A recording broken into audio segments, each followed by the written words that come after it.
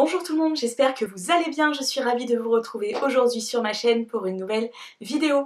Et donc du coup, dans la lignée de la vidéo que je vous ai mise sur la chaîne la semaine dernière, j'avais envie de rester sur le thème de la parentalité et j'avais envie d'évoquer avec vous quelques-unes des idées reçues concernant notre rôle de parent. Oui, parce qu'on s'est tous dit à un moment donné, avant d'avoir des enfants, moi ça, quand j'aurai des enfants, je le ferai jamais. Voilà, on se l'est tous dit. On a tous même des fois potentiellement un peu jugé les parents autour de nous en se disant « Oh bah il fait ça avec son gosse, oh, jamais je ferai ça ». Bon ben voilà, du coup moi je me retrouve avec une petite puce qui a 5 ans aujourd'hui, un petit peu de recul sur mes idées reçues. Et puis je me rends compte qu'il s'avère qu'il y a pas mal de choses que je m'étais dit que je ne ferais jamais et que tout compte fait je fais un peu, voire beaucoup d'ailleurs. Hein, oui, on va pas se mentir. Alors du coup voilà, j'avais envie de partager ça avec vous, donc je vais faire un petit tour d'horizon comme ça des choses où je me suis légèrement fourvoyée. Et donc la première chose, qui est de loin la principale chose je crois où je me suis fourvoyée vraiment, et ben c'est la télévision. Ouais, parce que moi je m'étais dit qu'en fait ma fille... ou mon fils, parce qu'à l'époque je savais pas encore si j'allais avoir un petit garçon ou une petite fille, hein, j'étais dans l'idéologie de la parentalité absolue.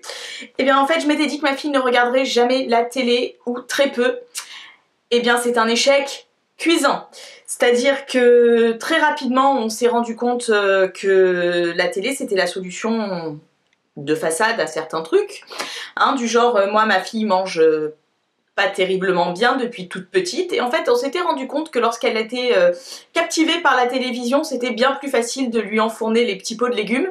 Donc ben voilà, il s'avère que la télévision fait partie intégrante de notre quotidien. Alors je vous avoue que maintenant qu'elle grandit, on arrive à modérer, à tempérer, on instaure, et ça on l'a toujours plus ou moins fait, on instaure des durées de télévision hebdomadaires, voire journalières d'ailleurs. On veut surtout pas qu'elle passe plus d'une grosse demi-heure devant la télé par jour. Mais bon, il s'avère que je m'étais dit qu'elle ne la regarderait pas et qu'en fait, eh bien, elle la regarde au même titre que je m'étais dit qu'elle ne toucherait pas au téléphone portable, aux tablettes et autres écrans tactiles. Et bien là pareil, force est de constater que quand on est par exemple dans une salle d'attente chez un médecin, YouTube pour enfants est notre meilleur ami, hein, Choupi et autres petits héros des temps modernes.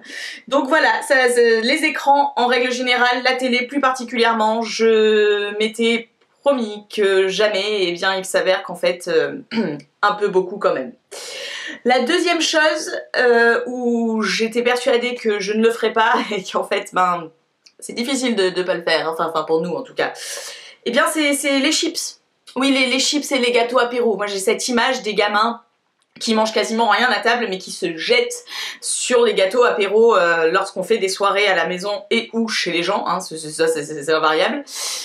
Je m'étais dit non, moi si elle mange pas à table, elle ne mangera pas de gâteau apéro. Oui, en fait c'est pareil, c'est-à-dire que on tient un petit peu, hein, on essaye de faire attention, et bien évident qu'elle ne se nourrit pas exclusivement de chips, hein, du tout, mais force est de constater qu'en fait elle a tendance, quand on a du monde à la maison et ou qu'on est reçu chez des gens, à manger quand même pas mal de ces petites bêtises qu'on met sur la table basse en même temps que les grands prennent l'apéritif, hein, et bien évidemment après quand elle passe à table elle a nettement moins faim, hein, voilà, nous sommes donc des parents faibles, vraiment faibles.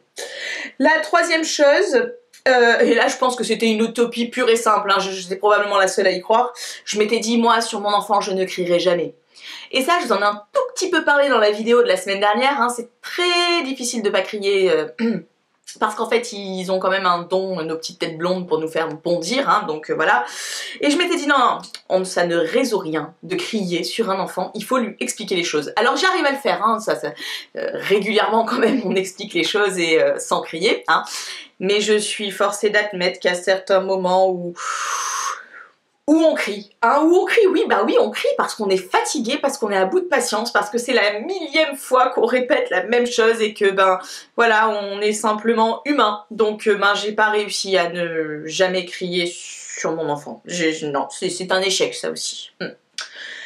Il y a eu aussi une idée fixe que je m'étais faite, j'idéalisais à fond ces moments-là, je m'étais dit tous les dimanches nous irons balader en famille. Alors, On va balader certaines fois en famille, bien évidemment le dimanche, et pas que le dimanche d'ailleurs, hein.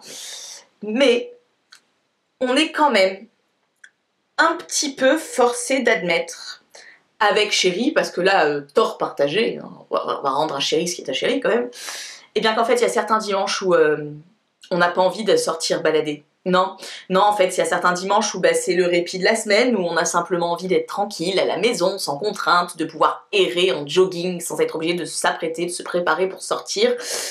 Et je reconnais que c'est pas très cool parce que nous, en plus, les filles uniques, notre puce pour l'instant, et c'est sûr que quand on passe la journée à la maison, si on la passe pas à jouer avec elle, c'est vite long pour elle.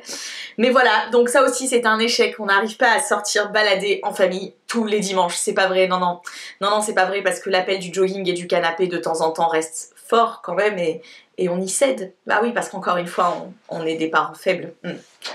Et puis le dernier point, et je crois que celui-là, c'est mon préféré, je ne m'étais dit que je ne céderais pas aux caprices. Bah non, parce que sinon c'est la porte ouverte à tout, hein, je veux dire, si on commence à céder aux caprices, on ne s'en sort pas. Oui, bon, alors c'était sans compter sur un peu le même paramètre que pour le dimanche, hein, c'est-à-dire le paramètre fatigue, le paramètre épuisé, le paramètre à bout de patience, le paramètre j'ai besoin de calme, s'il vous plaît. Et dans ces moments-là, j'avoue que ça arrive qu'on lui dise quoi ? Tu pleures parce que tu veux ça alors qu'on t'a dit non, tu sais quoi, vas-y, prends-le, t'as gagné. Voilà, donc on cède des fois aux caprices, voilà. Ouais, donc voilà, un petit bilan de nos faiblesses de parents. Je suis curieuse de connaître les vôtres de faiblesses de parents et puis je suis curieuse de savoir un petit peu ce que vous êtes persuadés aujourd'hui que vous ne ferez jamais.